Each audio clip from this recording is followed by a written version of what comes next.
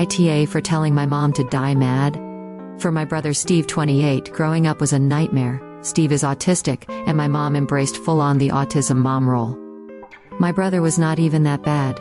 He was in all of the advanced classes, knew some crazy history shit, and loved coding and building computers. My mom went to these autism mom support groups. She would get these stupid ideas that Steve needed to be cured and put him on very harmful meds. So when Steve received his scholarship, Steve ran and never spoke to mom again. He actually cut off most of the family, including my grandma, who was way worse than my mom, and she would bully Steve.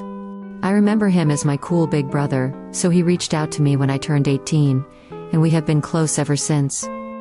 Steve got married in May. It was a small wedding, and I was the best man. My mom and grandma are clueless about Steve's life. Somehow, my mom heard about the wedding over Labor Day. Since then, my mom has tried to get me to intervene with Steve or his wife to reconnect, in case she gets grandbabies.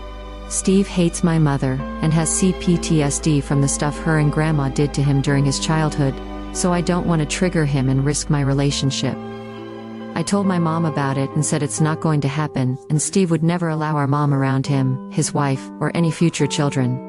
My mom asked if she was really that big of a monster, and I said yes, to Steve she was, and he will never forgive her. I told her she needs to view Steve as dead to her. My mom yelled at me saying I could repair the relationship between them if I wanted.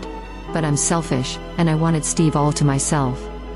I told mom the time to be a better mother was when Steve was a child, not now.